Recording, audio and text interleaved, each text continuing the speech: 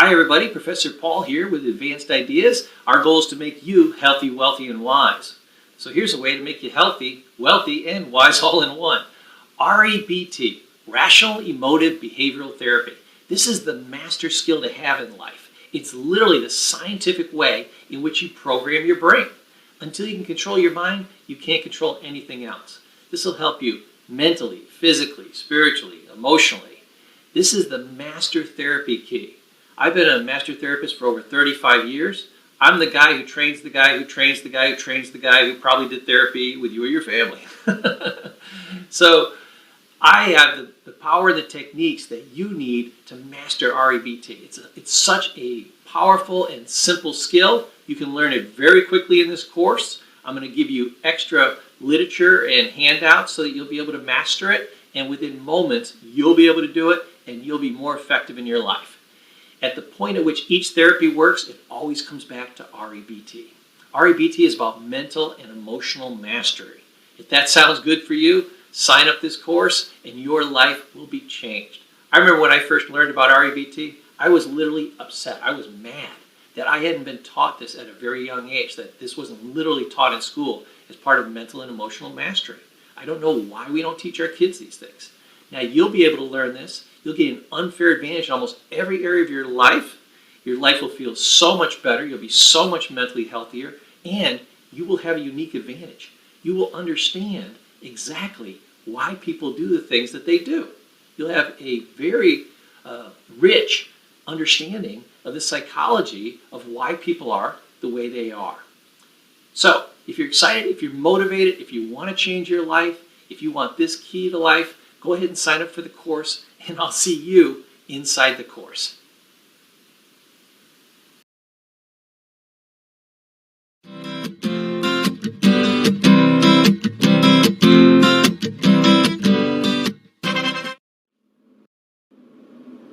Hi everybody, and welcome to Advanced Ideas presentation of Transform Your Life with REBT. My name is Professor Paul, and I'll be your host today. Here's my corporate mascot, JJ, on the left there.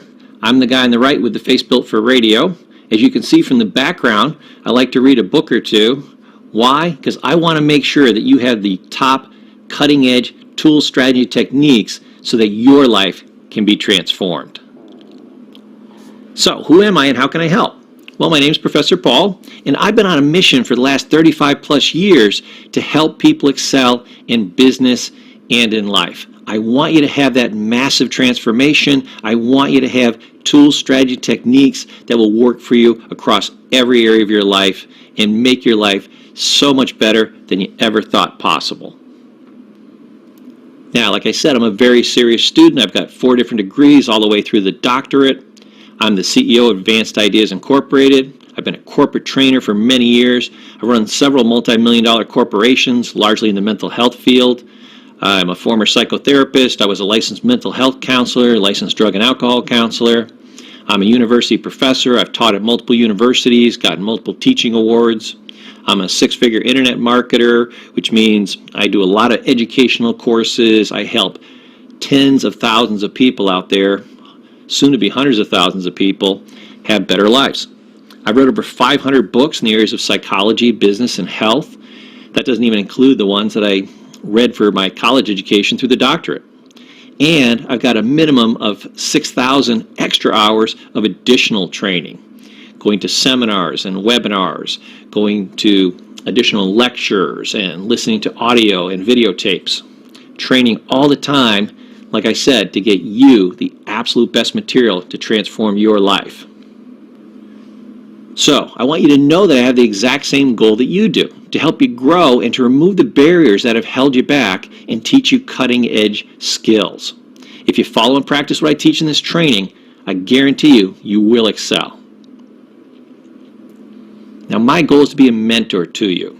A mentor is a good friend that helps you along the path, that goes through the minefield and then tells you where to step afterwards. That's why I say, let me have done that for you. I've done all the work, I've done all the training, I condense it down so that you can learn in a couple of hours what may have taken me a couple of decades. Today, we're going to learn one of the most effective therapy strategies that's out there. It's called REBT. And REBT stands for Rational Emotive Behavioral Therapy. Rational. Anytime you have a thought that is you attacking you or you making you feel bad, you've lost your mind. You're insane. You're not rational. When you're having rational thoughts, you always feel great. Rational people work in their own best interest, right? More on that later. Emotive, you use your rationality to change your emotions. To emote is a big fancy clinical term. It means to have an emotion. Behavioral, when you change your thinking, you change your emotions, and that changes your behavior. Therapy is simply a system for getting well, getting better, and excelling in life. It's a legitimate shortcut. So, why is REBT great? I think this is the best thing in the entire world. Every single person needs this skill. Why? It's literally the science of how your mind works. How can you get through life if you don't even know how your mind works? This is number one, the biggest tool you have in your tool chest for being successful in any area of your life. It's your mind. Matter of fact, you can't do the slightest thing without it. But you were never given an instruction manual. This is insane. My hair dryer came with a 12-page manual. It's even got additional instructions on the cord. But my brain, the largest and most sophisticated collection of matter in the known universe, the most complicated thing that exists, has no instruction manual. That's insane. So how can we be successful in life when we don't even know how to use our primary tool? In reality, we can't. That's why most people flounder and most people struggle. You have lucked upon this. You are going to have skills that 99.5% of people will never be exposed to. So you're going to have a huge unfair advantage in life. And you're going to feel fantastic. Why? Because you are going to have greater emotional control, greater mental control, and be able to tap into your full resources and your full abilities in life. Think about it. Control of the mind is virtually control of everything. That's my gift to you. That's why this is going to be transformational. Now, for people that are having challenges in life, they got anxiety, depression, or they're just trying to get past bad habits. This has a 96% success rate. And I put a caveat in here, when applied, when you use it. Becomes effective when you do, right? You have to use it. How often does a hammer work? Right? 100% of the time when you use it, 0% of the time when you don't. So REBT is the same way. Now, why isn't it 100%? Well, it's pretty close, but there's some things that will get into your unconscious mind. So if you have really long period of anxiety and even depression, sometimes a lot of that will sink down into your subconscious, and you have to use a secondary technique to get rid of it. But hey, 96% better is not bad, right? So there's additional tools out there that can help you in life. Obviously, this isn't the only one, but man, is it ever successful. Now, there's a lot of different psychological theories out there in schools of psychology, but the funny thing is, at the point at where they actually work, about 95% of them always come back to REBT. So this is the most direct route to getting better and to tapping into all the resources of your mind. Now, here's what I love. It can be applied by you. A lot of people think, oh, I don't want to go into therapy because they're going to get into my business and talk about my mother. They're going to try to get me to cry. They're going to make me open up and share all their secrets. This is wildly invasive.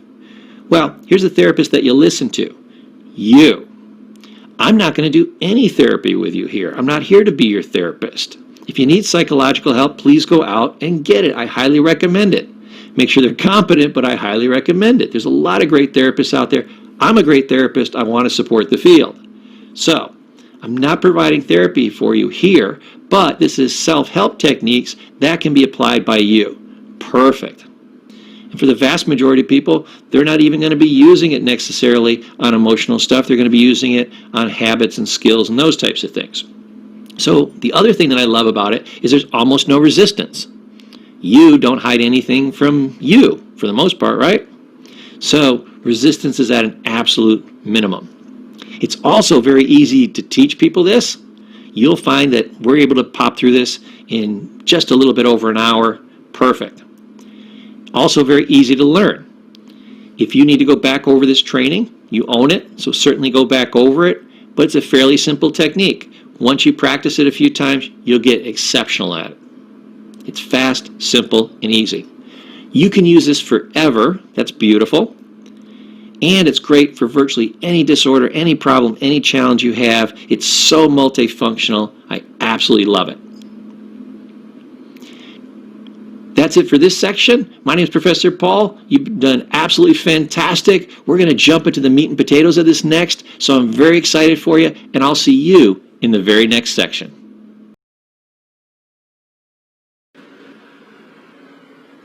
Okay, so now the exciting part of this presentation. Are you ready? We're going to get into the basic principles of REBT. Now there's three aspects of human functioning. Basically, we think, we feel, we behave. Let me repeat that. We think, we feel, we behave. REBT is going to give you complete and absolute control over all three. Absolutely amazing. So the basic flow. How do we go through our lives? What actually happens? Well, first we have a thought, then we have a feeling, and then we take an action. The old argument in psychotherapy was what comes first, this chicken and egg type of thing. Is it the feeling comes first and then we have a thought about that feeling, or does the thought come first and then that creates the feeling? Well, this is the science of how psychology works. And in REBT, in the science of it, they found that the thoughts create the feelings, and therefore the thoughts come first, they generate the feelings, and that generates the actions. Now in this next section, I'm actually going to take you into a live demonstration of how this works, and we're going to basically follow this model right here. There's going to be an activating event called the A, a belief you have about that called the B, and then the consequence C. This is the classic way they do it in REBT. I'll give you a little nicer way to do it in the actual demonstration that we're going to do next, and I'm also going to give you some additional handouts and readings that you'll find in the very next section along with the live demo that'll really drive this home, make it powerful, make it fast, simple, and easy to use. So without further ado, let's move you on to the demonstration.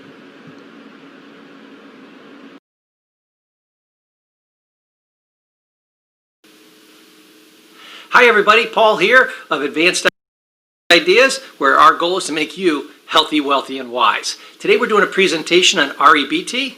What is REBT? It's Rational Emotive Behavioral Therapy. So today we're going to be talking about REBT, what I call the miracle of REBT.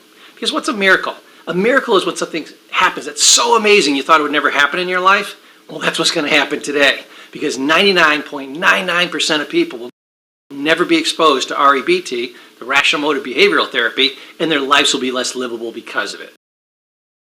But not you. You're my special guest today, and you're going to make it happen, and you're going to have the tools, strategies, techniques to make a life second to none. So what is REBT? Let's take a look on the board. Go over to my magic board here. I think I'll do this in a festive blue today. REBT.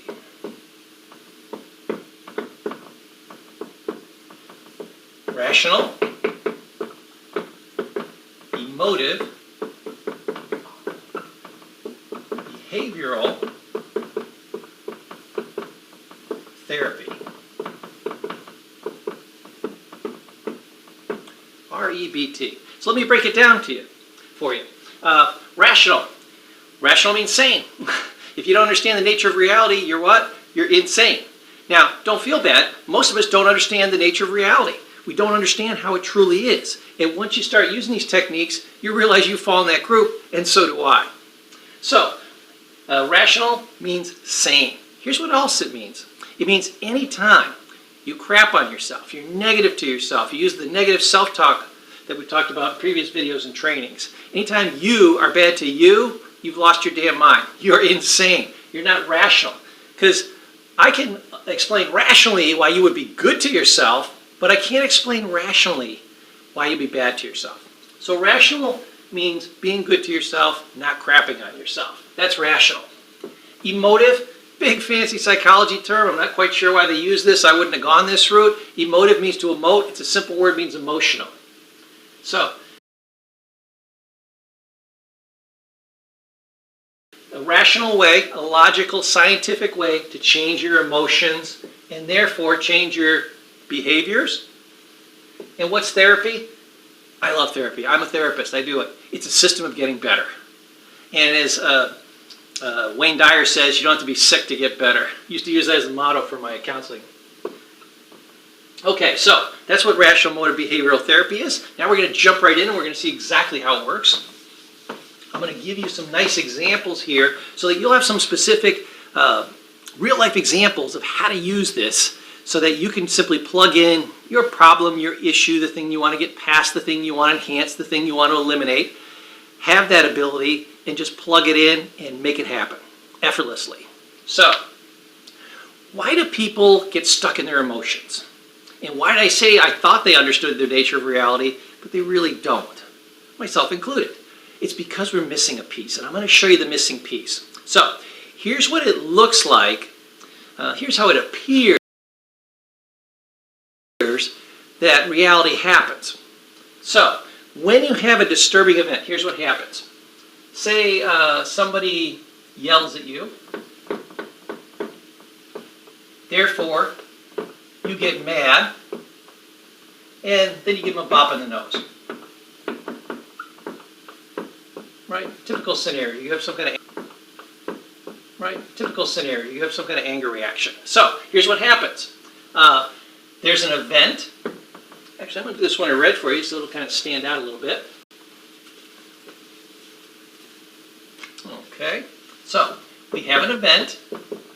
Did somebody yell at you? Absolutely, that happened. You're not crazy yet. Based on that, we have a certain feeling. And then based on that, we take a certain action. Now, this is exactly, I mean, check your own experience. This is exactly what it seems like is happening.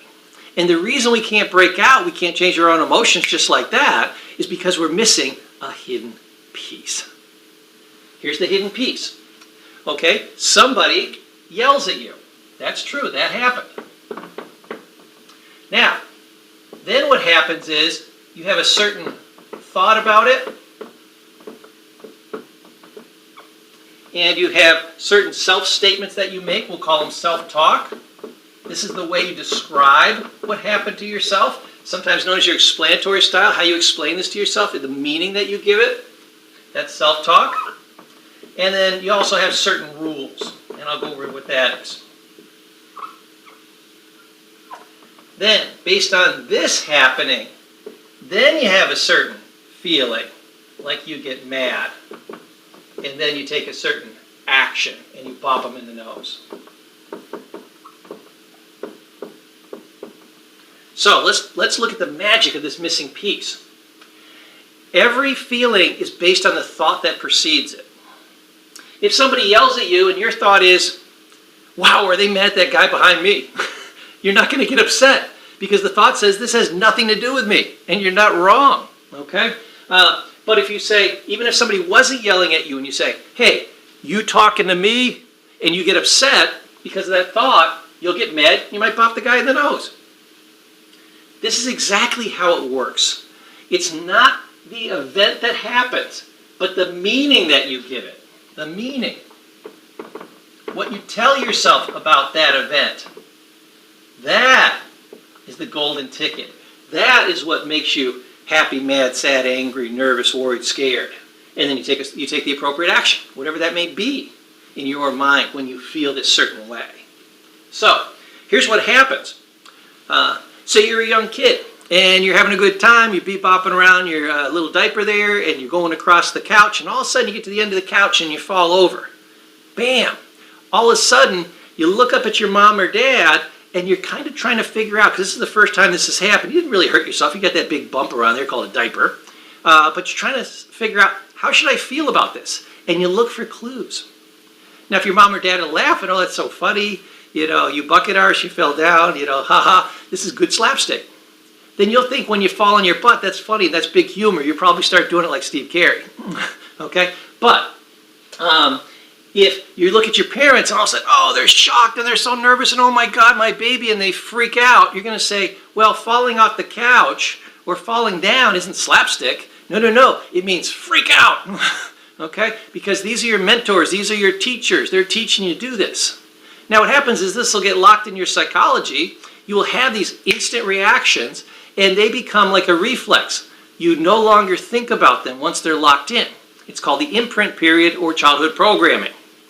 Now, what happens is, this is how it seems like reality goes. It's the event, then the feeling, then the action. But I told you, in reality, this is how it really goes. But this happens because it's reflexive. It happens in a millisecond. So fast, the human brain, the human eye can't detect it. Now, if I go like this, and this happened in a split second, so quick you couldn't see it, doesn't this look a lot like this? And this is why you can't change it. It's literally hidden. You don't remember ever setting these things up.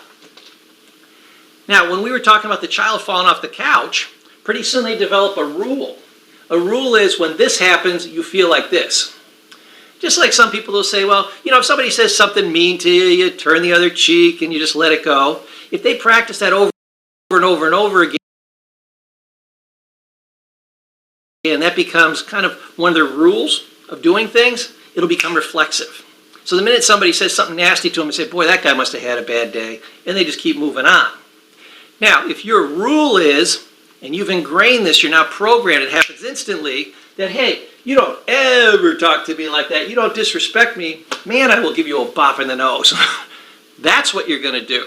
That's why people who have anger management problems, they go into court and say, I don't know what happened, Judge, it just happened in a second. The guy said something to me and I just blew up. I didn't know what happened. I'm going to plead temporary insanity. Kind of true, kind of not true. From the perspective that we're looking at, yes, it's true. So the judge will take that into consideration that he knows people sometimes do things reflexively.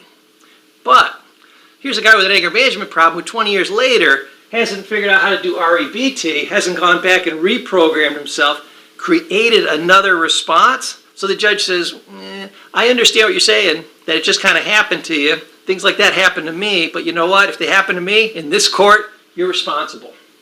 Not for having this program, but for never fixing it. And that's the only responsibility I'm going to lay on you. You didn't know how to change these things, so I don't expect you to have changed anything you have problems with in your life. But here's what I'm going to put on you going forward. Now that you know how to fix something, if you still have these challenges in your life, it means you didn't go through the techniques of REBT, you didn't think enough to change them, the way I'm going to show you right now. And now it's not, oh, these problems were kind of handed to me. They're an old legacy piece from my childhood. No, these are now things that you chose to keep. So you have some responsibility, but responsibility means the ability to respond. That's awesome. Also known as personal power. You can now change it. And I'm going to show you the exact strategies for how to do that.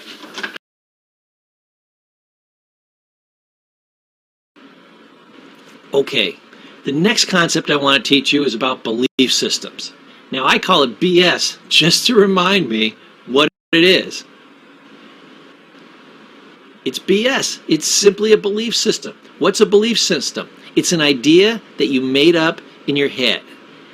And just because we've had it for a long time, just because we think it's true, it's just a story that we made up. Most of our BS, our belief systems, when rigorously examined in the 99th percentile, you're going to find out they're not true at all. They're not true. And they're hurting you. And this is why, like I said earlier, we're not controlled by deep-seated unconscious forces. We have a system of rules and beliefs, programs that we run in our heads that aren't necessarily true. But we defend them. It's called confirmation bias. Here's what happens. Somebody gets an idea in their head. They think it's true for whatever reason. It's probably not, but they get it in their head. Like most things in life that most people believe aren't true. It's not just you. It's me. It's everybody else. In the 99th percentile, it's not true. But once they get it, to protect our self-esteem, your brain does a weird thing. It makes it true. It sucks in information from the environment that says, hey, this is right. And it defends against, rejects, does not listen to, or listens to, and then attacks anything that does not match up with that what? BS, that belief system. Just because you believe something, just because you're in love with it, doesn't mean it's true. And if it's hurting you, you need to get rid of it.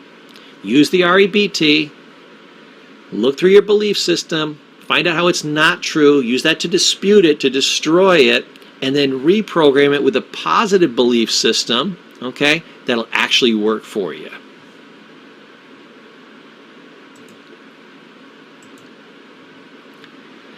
Now, we need to learn specific ways to counter our own BS, those belief systems. We have to figure out disputing and counter statements. So disputing is looking at an idea like, I never seem to win when I play cards. Okay, you believe you're a bad card player. I would dispute that. Why? Maybe I wouldn't even dispute it. Maybe you are a bad card player, but I would dispute that you are a bad card player. What's the difference between a bad card player and a great card player? Time, practice, study. So it's not that I'm a bad card player. I haven't spent enough time doing it. I haven't spent enough study doing it. I haven't done enough practice doing it. I could be an amazing card player. It's not I'm bad at math. I haven't studied math. I haven't removed my mental barriers against math. I haven't figured out how to have fun with math so I enjoy it. It's not that I'm bad at math. It's not like I'm genetically defective. I would dispute that. Okay? Now, we've got a lot of other belief systems that we can go through and we can dispute. This is why people always get in fights about politics. Because remember what I showed you in the last section, that you get an idea, you think it's true, you defend it, and then you solidify it with all this proof, okay, that it's true, and then it becomes true what? Not in reality, but for you. So even though, say you're a Republican or a Democrat, from a logical scientific perspective, they're both right from a certain perspective. That's why half the country believes one and half the country believes the other, okay? Now, using these defense mechanisms and using these strengthening mechanisms, they're both equally sure they're right, and they bang their heads. And in reality, they're both right and they're both wrong. It all depends upon what are we talking about and how are we looking at it. It's a framing issue. It's not who's right and who's wrong. It's how are you looking at it. And at the end of the day, both philosophies, Republican and Democrat, from a certain perspective, are both wrong. So it's kind of an odd thing. But we have to look at how we can dispute and use counter statements. So disputing is saying, is it true? And then looking at all the ways that it's not true. So a great question to ask is it true?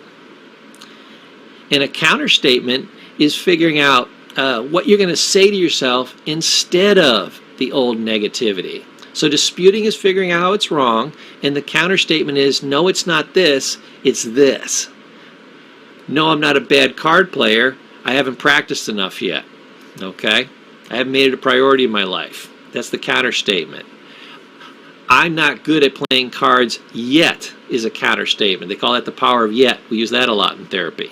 So figure out how to use the good counter statements.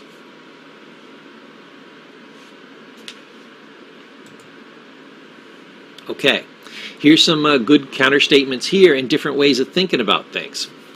In REBT, they call saying, oh, I must do this or I must do that. They call it masturbation. Albert Ellis had a good sense of humor. He liked to think of things that would make him laugh as he was coming up with his therapy system. Don't tell yourself you must do this and you must do that. If something's not a must, don't tell yourself you must do it. That's too heavy. That'll crush you. He said also you shouldn't should on yourself. Okay? All these shoulds. Oh, I should have done this and I shouldn't have done that. Well, throw open the door of your time machine, jump in your DeLorean, and go back in time and change it. You know, I should have bought Microsoft when it was $1 a share. You know, you can't should have done anything. That's why they call it shoulding on yourself, because it would literally take a time machine to make it happen.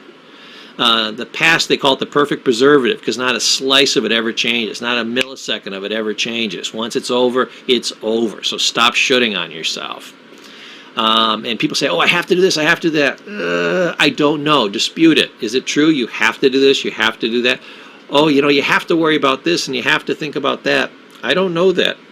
Ask yourself the question again, is this true? That's a powerful question. Now, next one.